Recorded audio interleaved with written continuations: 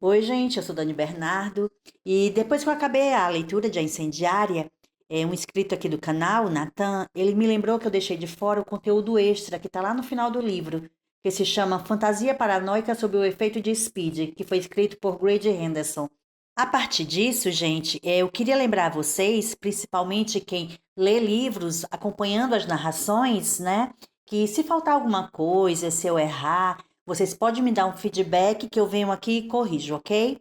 Muito obrigado, Natan. Muito obrigada a todos vocês. Tá aí o conteúdo extra. Eu vou ficando por aqui. Um beijão e até a próxima.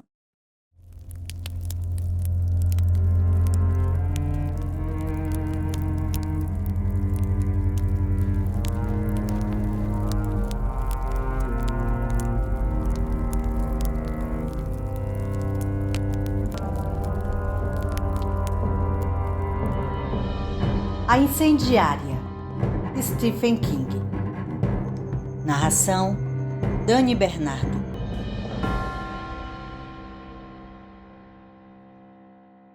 Fantasia paranoica sob o efeito de Speed, por Grady Henderson. Quando A Incendiária foi lançada, em 1980, Stephen King já era um legítimo fenômeno. Já morava na sua mansão, agora famosa em Bangor, Maine, ganhava mais dinheiro do que sabia como gastar, e sua mudança da primeira editora Doubleday para New American Library provocaram um impacto positivo em tudo.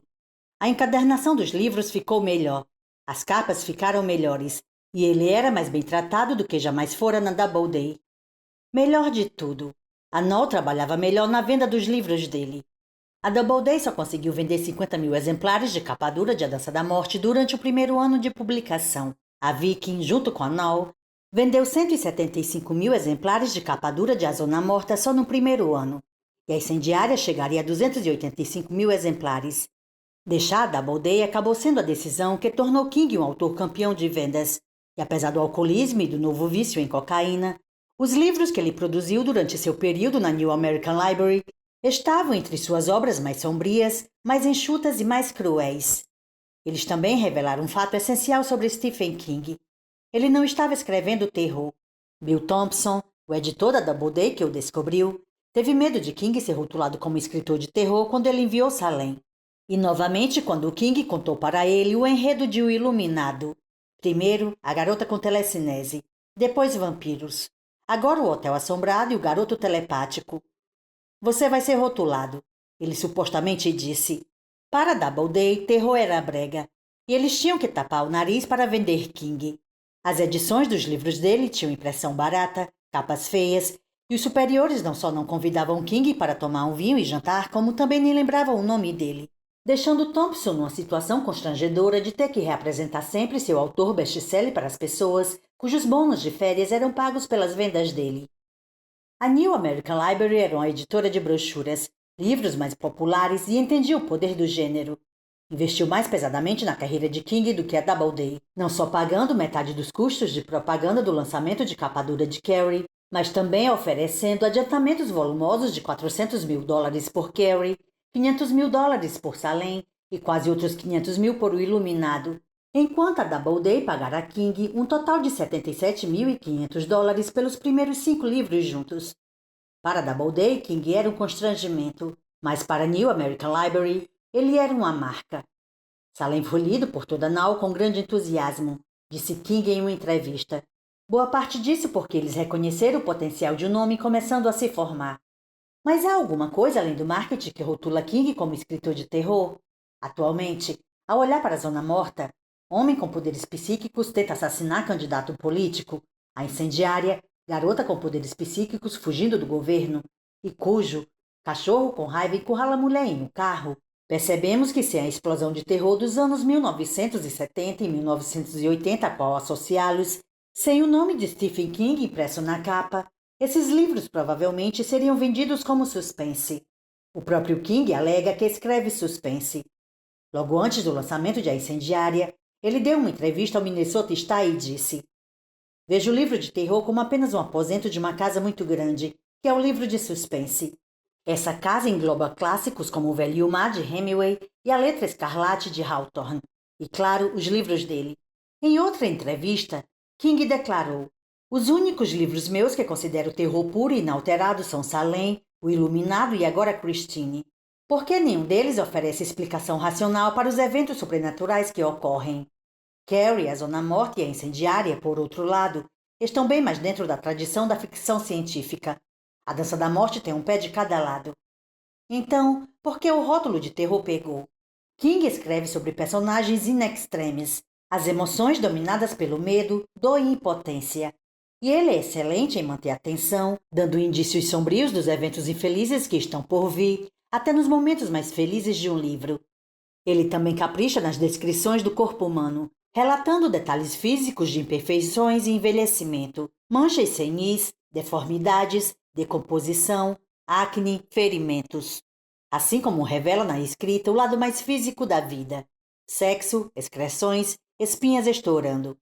As descrições dos personagens dele são pintadas com pinceladas grossas, em geral centralizadas em um defeito físico: caspa, calvície, pele ruim, obesidade, emagrecimento excessivo, dando a muitos de seus personagens aparências grotescas. Ele também escrevia muito sobre adolescentes e crianças, e seus protagonistas costumavam ser fisicamente atraentes.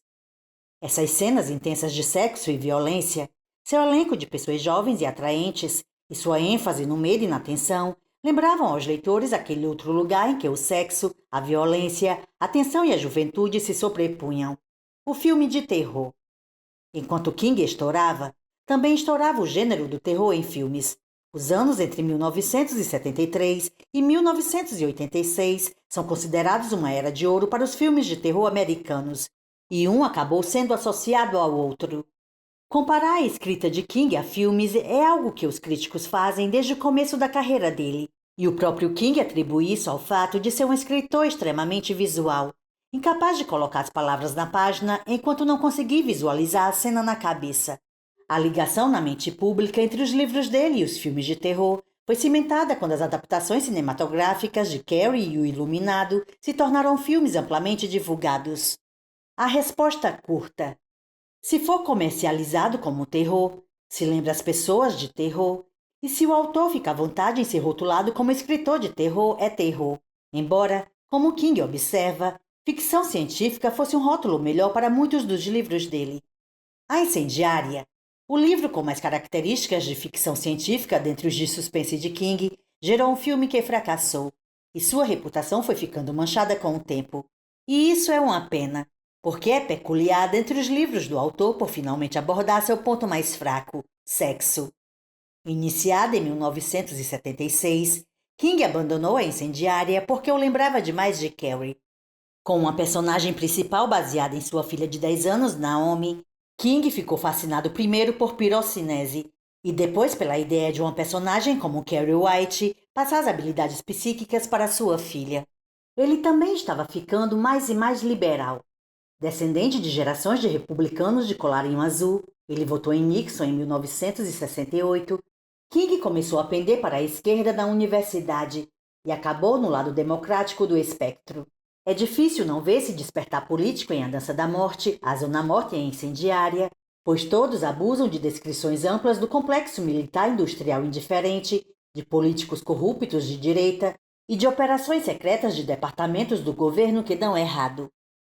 A Incendiária, em particular, parece uma fantasia paranoica de esquerda sob o efeito de speed, cheia de trechos de ação descritos com tanta vividez que se transformam em uma poesia surrealista, galinhas correndo por um quintal e explodindo, cães de guarda enlouquecidos pelo calor atacando pessoas que deviam proteger. A obra é também carregada de monólogos internos que alcançam a grandeza descolada da poesia beat.